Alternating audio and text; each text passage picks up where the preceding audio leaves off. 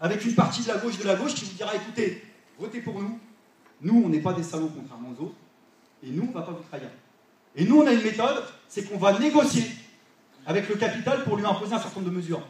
Ça, c'est un tour de passe-passe. Moi, je le connais par cœur dans mon quartier. C'est un tour de magicien. Ça veut dire qu'on prétend qu'on va être élu, qu'on va aller voir le capital, et qu'on lui dit, on lui regarde le capital dans les yeux, on lui dit, capital, regarde ma main. Fixe ma main. Et le capital, il fixe la main. Et pendant ce temps-là, avec l'autre main, je vais aller dans la poche du capital. Et puis, je vais lui retirer quelques profits qui vont me permettre de financer des réformes. Sauf que ça, dans la vraie vie, ça ne se passe pas comme ça. Parce que quand vous faites ça au capital, le capital, il dit, j'ai vu ta main. J'ai vu tes deux mains même. Et tu sais quoi, tu vas les rentrer. Parce que ici, je possède tout. C'est moi qui possède les principaux secteurs de l'économie. Alors tu vas prendre ta pelle et ton seau et tu vas faire comme tout le monde, tu vas t'écraser. C'est essentiel ce que je vous dis, pourquoi?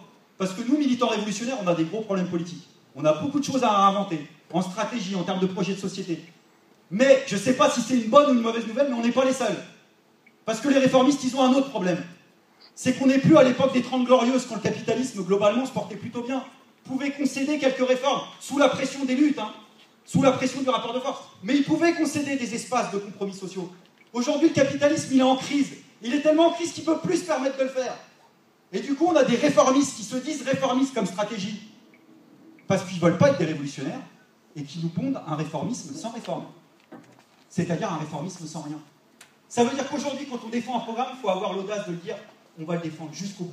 Même une mesure partielle, l'augmentation des salaires, une loi d'interdiction des licenciements, même l'application de la loi de réquisition des logements vides, ça nécessite un rapport de force et une confrontation politique. Donc il y a eux face à nous. Je dirais que nous, dans notre camp social, politique, on se définit comme on veut, à la limite je m'en fous, on a quand même le chic pour s'inventer de faux amis et ignorer de vrais ennemis. On s'invente de faux amis parce qu'à l'heure de la mondialisation capitaliste, il y en a qui ont commencé à se dire le problème, c'est pas le capitalisme dans la mondialisation capitaliste, c'est la mondialisation. Donc la solution, c'est la frontière.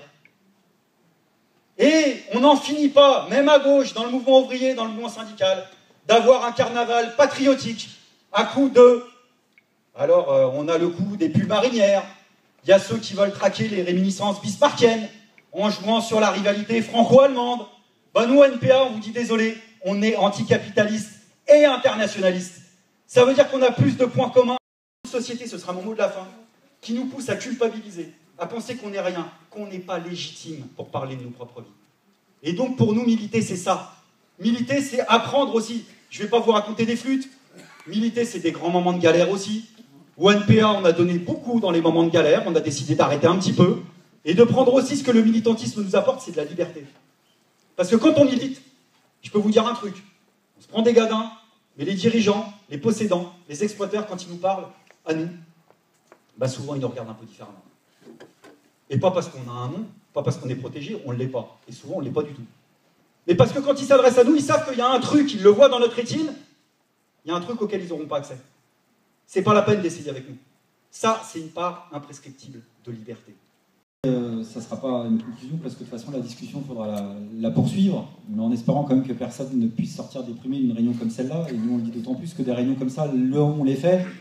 Et c'est ça qui est frustrant. C'est-à-dire que si on mettait simplement toutes ces personnes-là dans la même salle, pour discuter et réfléchir ensemble, ça changerait un peu la donne. Mais qu'est-ce qui nous manque? Il nous manque le temps. Parce que voilà, nous on n'a pas le temps qu'ont les possédants. On n'a pas le temps qu'à la classe dirigeante justement pour s'organiser. Et donc nous, ce qu'on vous propose, c'est de prendre ce temps-là. De prendre un peu de ce temps-là. Pas tout ce temps-là, mais un peu de ce temps-là pour s'organiser. Alors, il y a les échéances concrètes, les mobilisations qu'on connaît. Il y a les mobilisations de TAFTA, par exemple, auxquelles évidemment on participe, parce que tu as raison, c'est un dossier absolument essentiel. Essentiel sur ce que ça signifie en termes de pouvoir accru, sur les questions sociales, environnementales pour les multinationales, par exemple. Tout, finalement, ce qu'on avait rejeté dans le traité constitutionnel européen, qui est la version World Company, mais avec un point d'équilibre aussi. C'est-à-dire que, par exemple, nous, on maintient une perspective internationaliste dans ce cadre-là, parce qu'il y en a aussi qui s'opposent au TAFTA en disant « dès qu'on sort de la frontière, c'est synonyme de libre-échange ». Non. Non. Du libre-échangisme en économie, il peut y en avoir au sein de nos frontières. Donc, ce n'est pas la bonne frontière à envisager. Il faut rester anticapitaliste et internationaliste. Il y a les mobilisations pour l'environnement le 29 novembre, il y en aura d'autres d'ailleurs au mois de décembre dans le cadre du sommet climat. Il y a la mobilisation pour Air France, il y a les mobilisations pour la Palestine. Essayez de militer partout où vous pouvez le faire, dans le réseau Éducation sans frontières. Il y a toutes ces choses-là qui sont absolument essentielles. Il y a des mobilisations qu'il faut créer. Par exemple, ce qui se passe à Calais, c'est terrible. Terrible. Absolument terrible. Dramatique. Alors il y a un appel qui est sorti, ça discute un peu plus, soit, mais quel est le problème? C'est qu'en Grande-Bretagne, ils ont fait des manifestations, il y avait des dizaines de milliers de personnes dans la rue sur ces questions-là. Et nous, en France, on n'est pas capable de le faire pour l'instant. On laisse 6000 personnes crever sous nos yeux, traquées, pas simplement par la misère et les pouvoirs publics, mais par des milices fascistes qui vont les tabasser. Et on n'est pas foutu du côté du mouvement syndical, associatif, politique d'organiser au moins l'équivalent de ce qu'il y a eu à Londres. Et on ne peut pas dire qu'on est quand même des pépites de mobilisation. Comme toi. En revanche, il y a un truc qui est clair, c'est qu'il y a des secteurs de la société qui vont se dresser. Et l'enjeu, il est social et politique. Oui, il y aura un basculement. Tout peut basculer, parce que la situation prête à ça. Le problème, c'est que ça bascule dans le bon sens, et socialement, et politiquement. On le voit, là par exemple, c'est les 10 ans d'Ziad Ebouna. On a eu le droit, après la révolte des quartiers en 2005, à des grandes tables rondes, des sociologues, des analystes, des journalistes qui déboulaient à la télévision. Mais quand même, qu'est-ce qui se passe dans les quartiers? Ce sont des territoires qu'il faudrait peut-être réexplorer. Des grands discours. Mais qu'est-ce qui a changé? Rien, c'est pire. Sauf que demain, quand ça pètera, il y aura des drames. Parce qu'ils ne se révolteront plus comme avant. Et on le sait tous d'avance. Ce sera une grande hypocrisie. On le sent quand il y a un secteur de la société qui pète parce qu'il en a ras-le-bol. Ça peut produire le meilleur comme le pire, une révolte. Et c'est pour ça qu'il faut donner l'énergie pour que la révolte aille dans le bon sens. C'est-à-dire le sens de la reprise de confiance collective. C'est ça pour nous l'enjeu.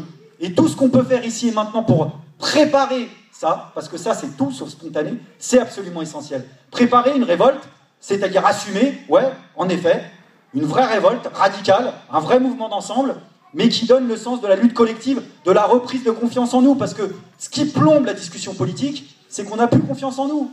Et quand est-ce qu'on reprend confiance en nous? C'est en effet la force du nombre. Un des barrages au Front National, parce que c'est pas la première fois qu'il est très haut, hein, dans les années 90, c'était aussi, pas que, mais la révolte de 95. On le disait tous, à Marseille, quand il y avait des milliers de grévistes en 95, bien sûr qu'il y avait des électeurs du Front National qui se sont retrouvés bras dessous avec des sans-papiers et qui se sont dit finalement, eh ben je te regarde différemment, on a des causes communes. C'est comme ça qu'on pourra établir, je sais pas, de Nadine Morano par exemple, et ses propos sur la race blanche.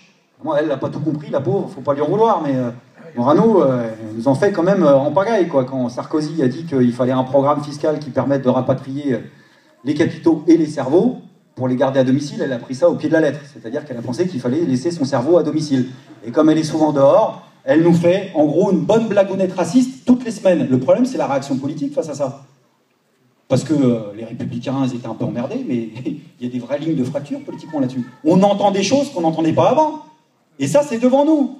Donc ce front-là aussi, il est extrêmement important. Donc je pourrais vous dérouler comme ça un plan d'agenda de mobilisation, parce qu'en effet, des luttes, il y en a. Mais quel est le problème plus substantiel? Je vous disais tout à l'heure, se tenir prêt. Ce que je sens, moi, pour l'instant, pas grand-chose. Je peux pas pronostiquer, je suis comme toi. En revanche, il y a un truc qui est clair, c'est qu'il y a des secteurs de la société qui vont se dresser. Et l'enjeu, il est social et politique. Oui, il y aura un basculement. Tout peut basculer, parce que la situation prête à ça. Le problème, c'est que ça bascule dans le bon sens, et socialement, et politiquement. On le voit, là par exemple, c'est les 10 ans d'Ziad Ebouna. On a eu le droit, après la révolte des quartiers en 2005, à des grandes tables rondes, des sociologues, des analystes, des journalistes qui déboulaient à la télévision. Mais quand même, qu'est-ce qui se passe dans les quartiers? Ce sont des territoires qu'il faudrait peut-être réexplorer. Des grands discours. Mais qu'est-ce qui a changé? Rien, c'est pire. Sauf que demain, quand ça pètera, il y aura des drames. Parce qu'ils ne se révolteront plus comme avant.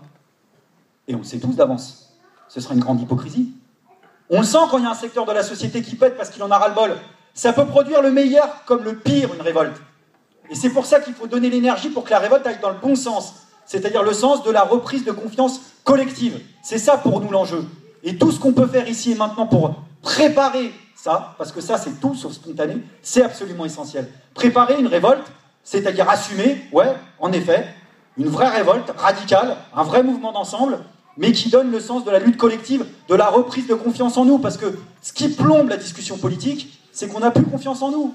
Et quand est-ce qu'on reprend confiance en nous? C'est en effet la force du nombre.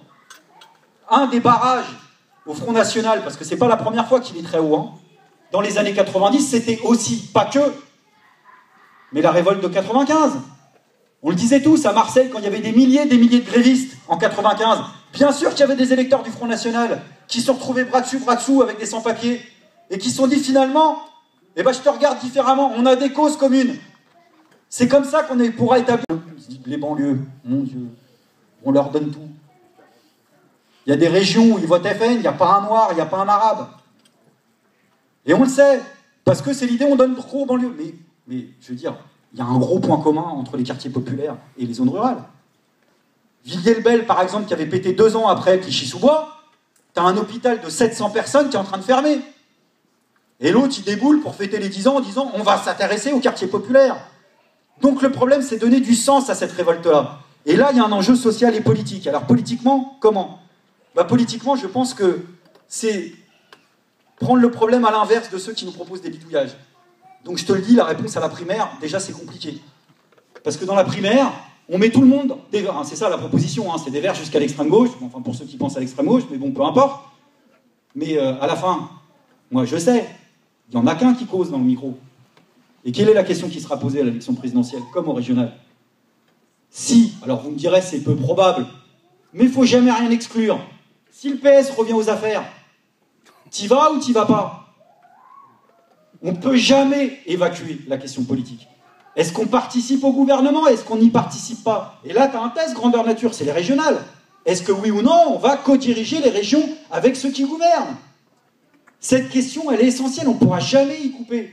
Donc, il faut répondre positionnement politique, contenu politique. Et en effet, de ce point de vue-là, il faut essayer de réinventer. Alors, comment dire, je ne sais plus comment tu as appelé ça, l'élan, les objectifs sur le long terme, ouais, nous faire rêver. Moi, j'adorerais avoir des réponses sur tous les sujets. Mais nous, on a plein de doutes. J'ai commencé par ça. Et on l'assume. On l'assume. On veut changer de société. On veut faire la révolution. Sortir du système capitaliste. Et quel est le problème? C'est qu'on sort d'un siècle politique tragique où toutes les expériences qui se référaient à l'émancipation ont terminé en dictature sanglante qui, en plus des millions de morts, ont discrédité l'idée même qu'une autre société que le système capitaliste était possible. Donc il faut réinventer, refonder, pas avoir peur de le faire. Réunir des gens qui ont envie de rêver à ça, avec des codes qui sont peut-être pas les mêmes. T'as raison, en effet, donc sans sectarisme. Mais vouloir réinventer un projet de société, et vouloir